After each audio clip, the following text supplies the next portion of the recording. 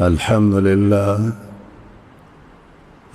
لله نحمده ونستعينه ونستغفره ونؤمن به ونتوكل عليه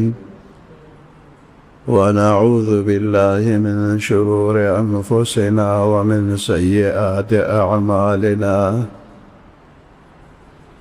من يهده الله فلا مضل له ومن يضلله فلا هادي له. ونشهد أن لا إله إلا الله وحده لا شريك له، ونشهد أن محمدا عبده ورسوله. أما بعد، فأعوذ بالله من الشيطان الرجيم. بسم الله الرحمن الرحيم. يا أيها الذين آمنوا استعينوا بالصبر والصلاة إن الله وملائكته يصلون على النبي يا أيها الذين آمنوا صلوا عليه وسلموا تسليما. اللهم صل على محمد وعلى آل محمد كما صليت على إبراهيم وعلى آل إبراهيم إنك حميد مجيد. اللهم بارك على محمد وعلى آل محمد كما باركت على إبراهيم وعلى آل إبراهيم إنك حميد. दुनिया की मुसीबतुना हर तरफ ता ज़्यादती, हर बंदा चे हर मुसीबत में तो कोरशीली नो दे दे ओई चे दादा अल्लाह दा तरफ न रही और अल्लाह दा मोमिनानो दोस्त नुकसान न वर कई दे के बदा बंदा खैर भी दलब अजर और इनाम अल्लाह वर कई नो लेक दे ओ कडेर दे पटोल तकलीफों बांध सबर दे सर अल्लाह खुशालीगी बंदा कामयाबी भी. शेख हदीस मौलाना मोहम्मद इदरीस साहब न घेर चापेरा अलाक़े बल्कि द बहर अलाक़ो द पारा महबूब द अर्चा न नारीना द जनाना द लोय द वड़ो हजरत निजदेव और दाग पशादत द अर्चा हजरत दर्द रसेदले दे तकलीफ रसेदले दे अगुला अल्लाह जन्नतुल फिरदौस के मकामात आलिया वर नसीब कड़ी हुई वचदा कम खलक गमजिन दे सबर कड़ी नबी लहू अल्लाह पाक अजर और सवाब वर कहे. यो नेक इंसान चे ओज़े के दफनशी नागद बरकत गिर चा पेरा मकबरे तो यो डेर में खैर और फैदा रसीगी. पतरना के शेख अब्दुर्रऊफ साहब दे देवबंद फारिगमो और पा देवबंद के दर्स करे उस्ताद हो अदे वफात शो तरनो के दफन शो. काजी हमीदुल्लाह साहब देम द तरनो हो पा गुजरावाना के और गदे के पन लोया मदरसा दा गदे द कौमी सिमले मेंबर हो अगर खूब ली दिलो और खूब के वही के द तरनो द मकबरेना बेशमीर मारान लाड़मानान उवतल और देर पते से बांधी उसी मकबर खाली की यो मशर आलिमो वी अगत में अलोवे या अगर आते हुए ची शायद चे सो बुजुर्ग बदगजे के दफनशे दागा पवजर मकबरे न अजाबुन अल्लाह बोलते कि माँ होती ची जमान उस्ताद हो न देवबंद आलिम मुशीद अब्दुल वेदा दागा बरकत थी. उस शेर साहब अगम द दिन खिदमत करे द अगम वलीउल्लाह दागा द बरकत गिर चा पेरा मकबरे वाला आखिरी तम फ़ायदा बरसीदी हुई दागी बरक़ात व अल्लाह और कड़ी और पसमान दगान और क़बल तलवान और आम खलक आगे तक कम तरत रसीदले सबर एक दी तब अल्लाह देर व खैर हो गई. अल्लाह पाक तेरे अभी का दरजात आलिया और नसीब की पसमानदगान तेरे अल्लाह सबर वर की और दे मल्क के दे अल्लाह अमन आमान रावली और शरुन फितने फसाद न दे अल्लाह पाक खत्म की. अल्लाह पाक खालिक दे तमाम मखलूक पैदा करे और बोले तमाम मखलूक के मोमिन इंसान था अल्लाह देर भी इज्जत और शराफत हो करे. खुदा इंसान नमक के अल्लाह पाक दा शैतान हम पैदा करेगी और शैतान दा और पैदा اور کے فساد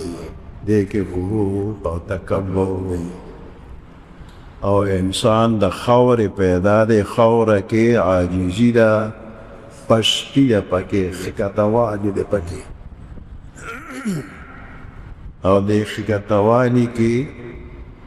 کمال دے کم بندہ جزان خکتا کی کمزوری صاحب کی نا اغل اللہ پو توالی در ترقی ورکئی دا شیطان ازلی دشمن دے مخت نہ پیدا دے او دا انسان سر دیکھ پلا دشمنی کئی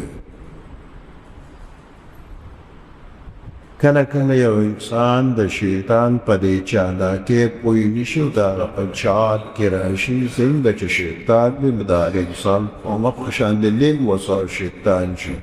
ما شیطان بیاد وقت من الجنت والناس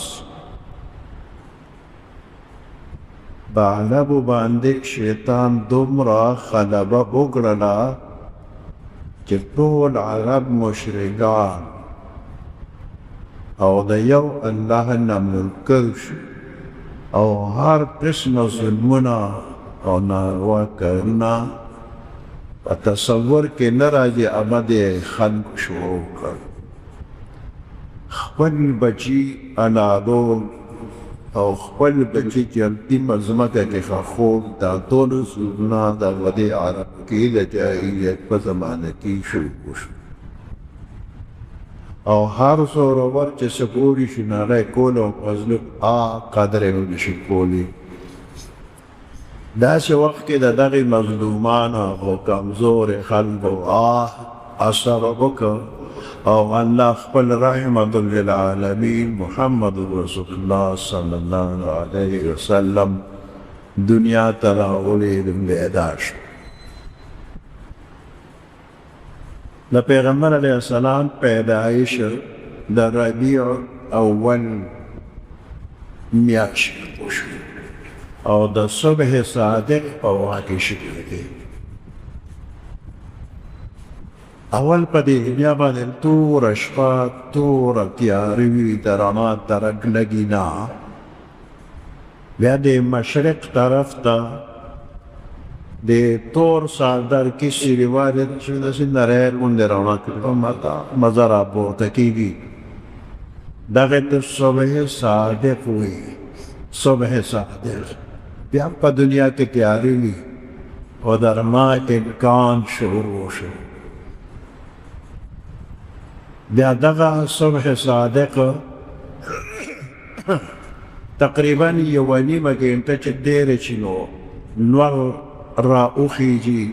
نور سیر اوی او گیر جانبیر را شروع مشرق رخت د نور ککوڑی خکاری او خلق و تا نیغلی بوری سترگی نبریخی هشل پینزیش منتا جدیر شی بیا که د نور تا سومپوری دورتا کتیگی شی بیا سترگی بریخی بیا چه دنگا سپخیل تیب شی بیا خود کتو امکان خطب شی سومپور د نور تا بیا نشی کتیل دن بسترگی نندید دغه شان د دنیا د اطوار راخیږي او پریوزي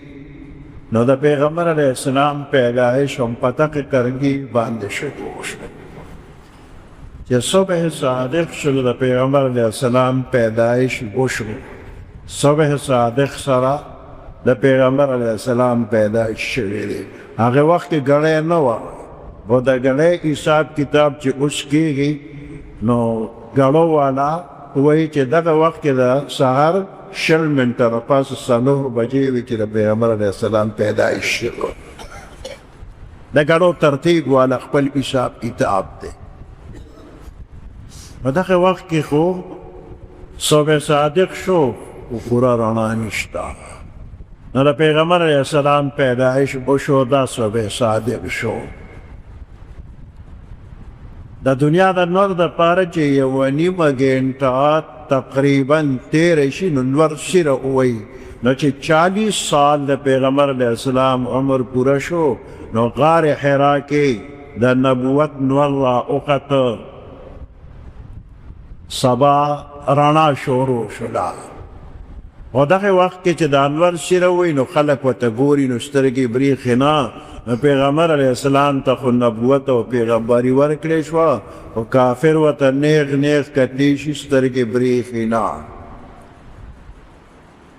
نو دې کافر و پیغمبر علیه السلام ته نیغ نیغ او برن برن کتل شروع کړل او تکلیف رسول ورته شروع شو.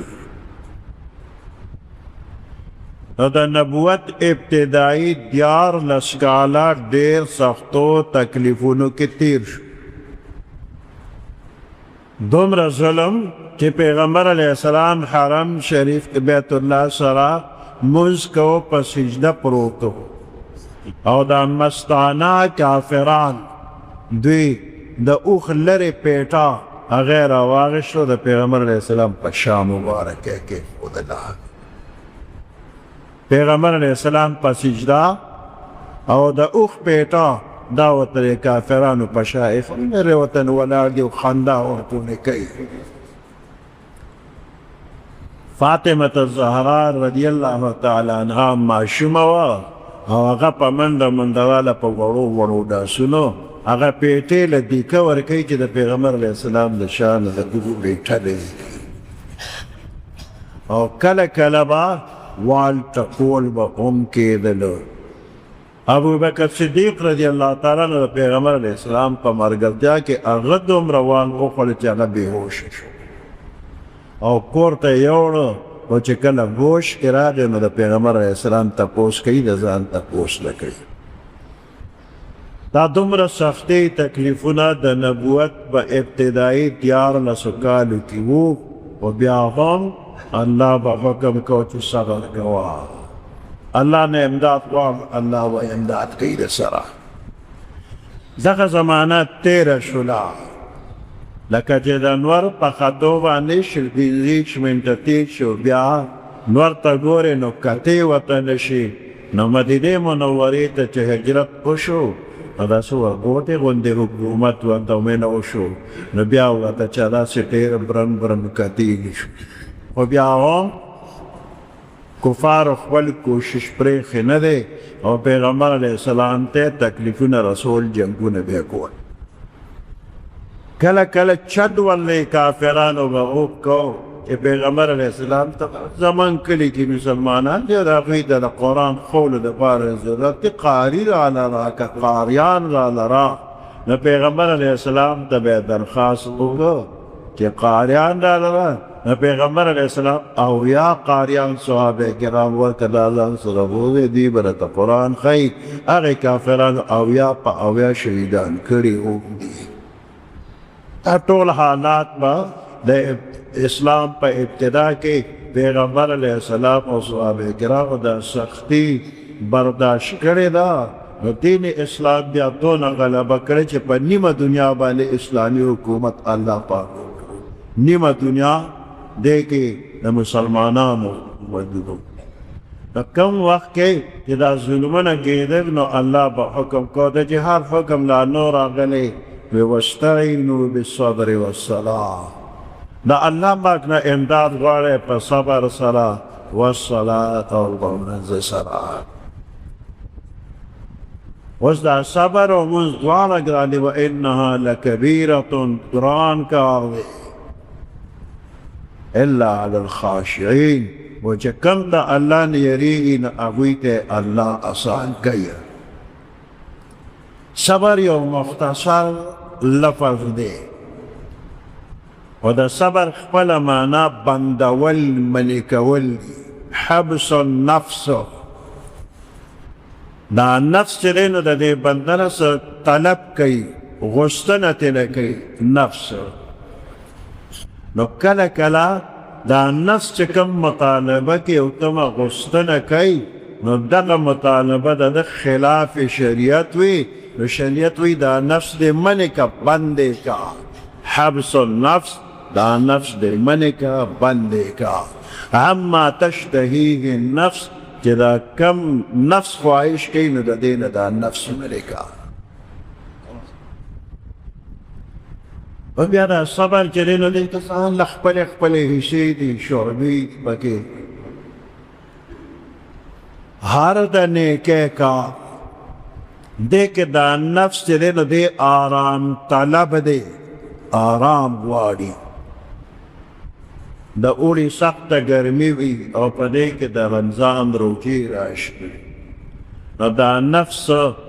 یخوالی غواړي، یخ خوراکونه، یخ شربتونه، یخ اوبه غواړي. نفس غواړي د دې بنده نه مطالبه کوي چې د هر څه خوره او څښه دا یخ یخ په یخ سورو باندې روژه مه نیسه. نو دا نفس به د دې نه منې کړي چې روژه نیول د الله حکم دی. نو حبس النفس دې کې راغی چې دا نفس دې منې که او د الله حکم دې ومنه، روژه دې ونیوله. اوس په دې روژه به ډېر بې اجر او ثواب درکېږي. دا صبر کړی دی، صبر علی الطاعت دی.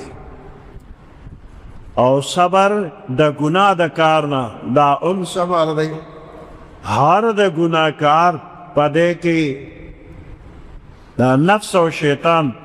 خوند او مزه ښکاره کوي انسان ته. د ګناه کار وکړه نو تا ته به ټوله خوند او مزه میلاو شي. نو نفس مطالبه کوي د ګناه، ته دې دا نفس د ګناه د کار نه منې که. نو چې کله د ګناه د کار نه دې منې که، طاقت دې کېږي چې ګناه وکړم او ته یې نه کوې. یو خو بېوسه بندی د وس یې نه کېږي، د هغه د ګناه کار نه کوي. یو بنده د هغه وس کېږي او د ګناه کار ونه کړي، دله به الله اجر او ثواب ورکوي. بني اسرائیلو کې یو بنده د رنګه خشته او په عمل هم خشته، او د هغه کور والا دستانې جوړولې، او دې سړي به هغه دستانې بیا په کوڅو کې ګرځولې، خرڅولې وې. یو ورځ دا سړی دستانې اخیستې او په کوڅو کې آواز کوي. بالخانه کې یو زنانه وه، د بره نه چې وکته سړی یې ګوري نو آواز یې ورکړ، دستانه وانه راشه. دې کوڅې نه ورغې، هغې ورته دننه راشه، دې دروازې ته دننه ورغې. چې دننه ورغې هغې دروازه بند کړله او دنې مطالبه وکړله. دا نیک انسانو د انکار وکړ، هغې ور بند کړی و ته چې خامخا به زما مطالبه پوره کوې. سړی ګیر و نو ورته وایي چې اودس ماتوم نو هغه ورته وایي بره وخېږه، بره د اودس ماتې ځای شته. سړی بره وخته نو دا تقاضا د ده خو نه و، په دې باندې د ځان خلاصو. دغه ځای کې وایي چې د ګناه کار وکړم او ماله به الله سزا راکړي، دې نه خو مرګ به ښه وي، دا جرم مې نه دی خوښه. نو د بره کوټې نه لارې ته یې ودنګل، چې لارې ته یې ودنګل الله یو فرشته راولېږه، نو په لاسو کې یې ونیو، په ځمکه یې ښه په قلار کېنو. د کوټې د سره چې سړی را ډوب کې لاس کې ماتېږي، دې فرشتې په لاس کې ونیو، په ځمکه کې ګړندی کور ته راغی، دستانې پاتې شوې. کور ته راغی نو نن دې وختي راغی. نو ښځه ورته وایي چې څنګه وختي راغلی، داسې وارخطا غوندې یې. ده ورته قصه وکړله، ورته شکر دی چې خدای دې ګناه نه بچ کړی، او شکر دی د کوټې نه دې راټوک کړ، لاس مې ماتېدو نه الله بچ کړلی، شکر یې په دې باندې وویسته. اوس دوی کړه د ډوډۍ درک لګي نه، ده خو به مزدوري وکړه، بیا به د ډوډۍ انتظام کېده. اوس د ډوډۍ انتظام نشته، نو ښځه خاوند وایي تنور کې به اور بل کړو، ګاونډیان به وګوري چې تنور یې اچولی، نو دا به څوک نه وایي چې نن وکړه ډوډۍ شته. ګیر چاپېره د مخالف خلک په نشوالي خوشحاله به شي. تنور کې اور بل کړو، دا ښځې ځان ته مسله واچوله، لمونځ یې شروع کړو. لږ ساعت پس ګاونډی راغله او ځان سره یې شوله راوړه، د تنور نه اور اوړي. نو هغه شوله یې بله کړله او دې ښځې له چې فلانی لمونځ دې زر پوره کړه، ډوډۍ به درنه وسوځي. ګاونډی لاړل او دا تنور له ورغله، په تنور کې دې ډوډۍ پورې کړې نه دي، او په هغې کې خشته ډوډۍ ګل پې لګېدلې، پخې شولې. زر زر اشارې ترې راډک کړه او خاوند ته یې مخې ته کېښوده. خاونده تا نن تقوا کړې ده، د ګناه نه دې پرهېز کړی دی، په تش تنور کې الله ډوډۍ راکړه دی دواړه ډوډۍ خوړله او د الله شکر یې ادا کړ او بیا دواړو دعا وکړه یا الله دونه دولت راکړه چې خوارۍ مزدورۍ ته م حاجت نه او ستا ذکر فکر او عبادت کو او نور بهر اوس نه بس په دې خپل کور کې ستا عبادت به کوو دونه دولت را خوارۍ مزدورۍ ته حاجت نه وی چت سوري شو د سرو زرو ټوټې را پرېوتې هغه زر زر راټولې کې په هغې هم شکر ادا کړ خوب ورته دواړه ویده شوي خوب دواړو ولیده په خوب کې د جنت محلات دي ښکلې باغونه دي بنګلې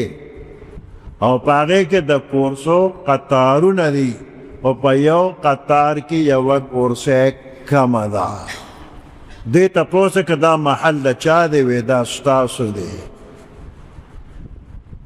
دا کورسۍ پرتې دي قطار قطار دی یو ځای کې یو کورسۍ کمه ده که دا پوره شو نو دا قطار به پې خوند وکړي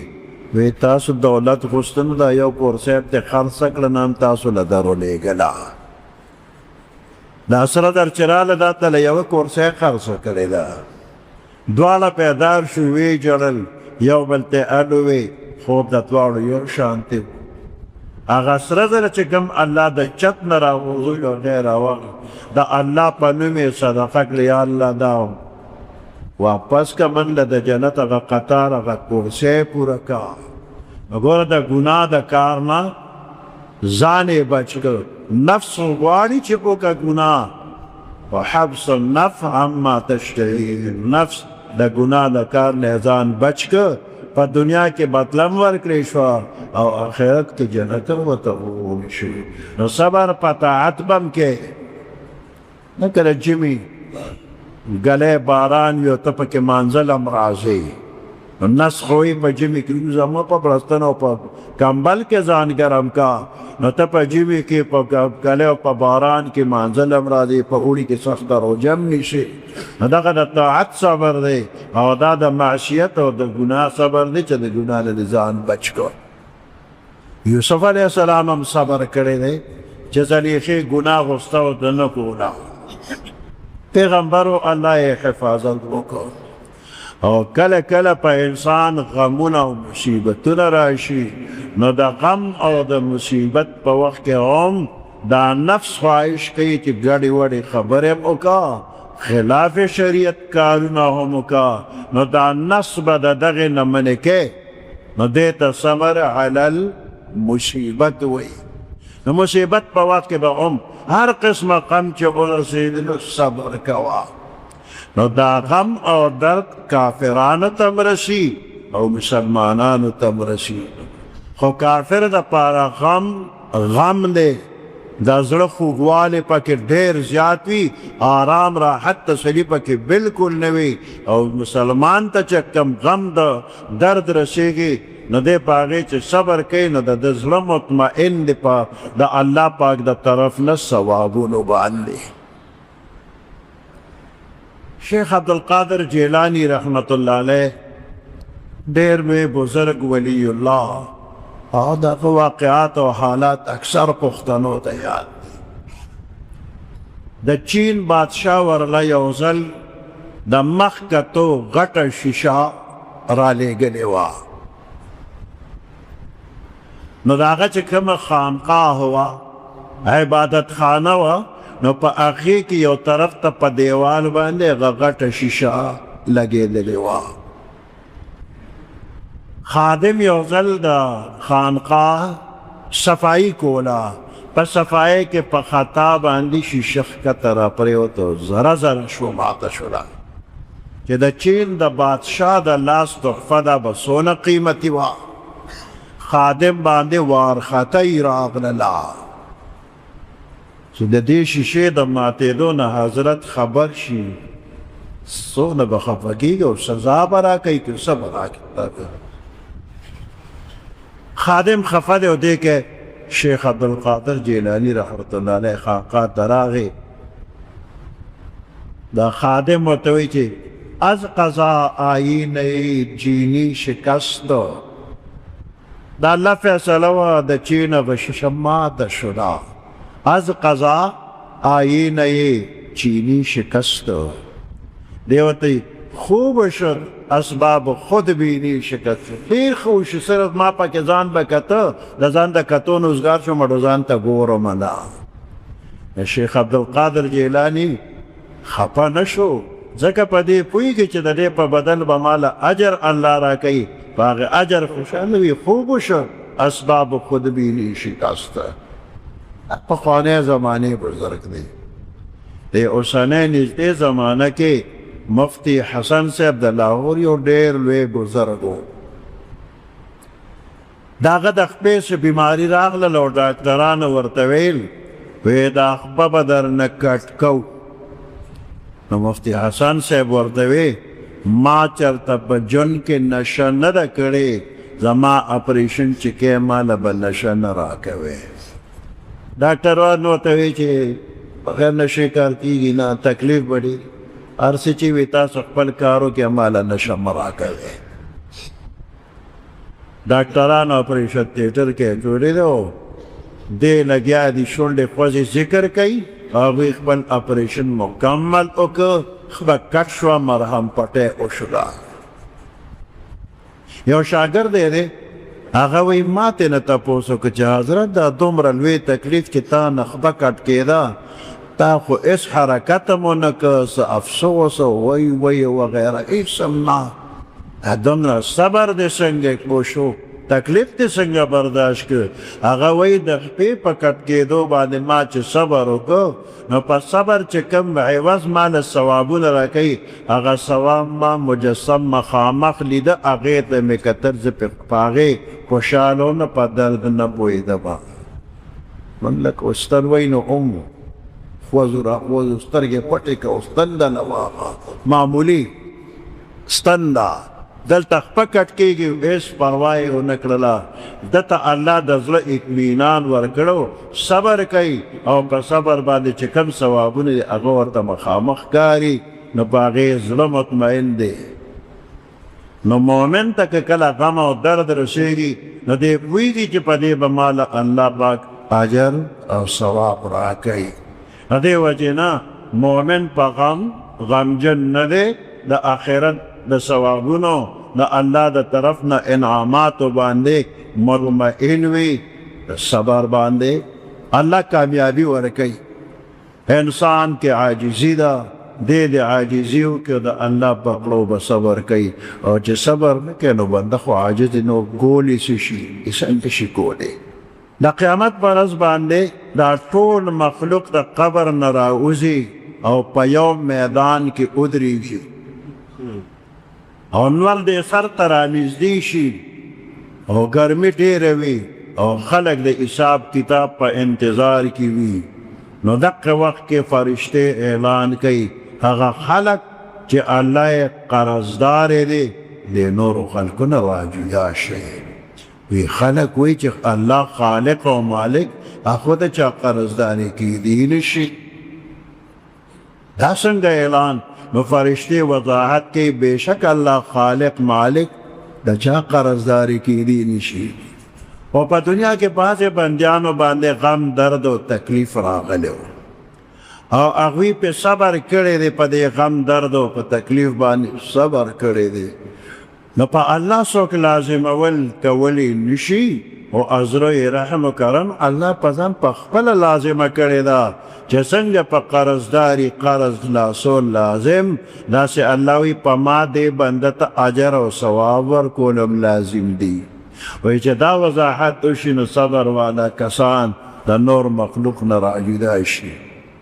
نو الله فرشتو ته حکم وکړي وایي دا صبر والا کسان د عرش لاندې یوه ونه د شجر طیبه ورته وایي دوی د شجر طیبه په سوري باندې ودروي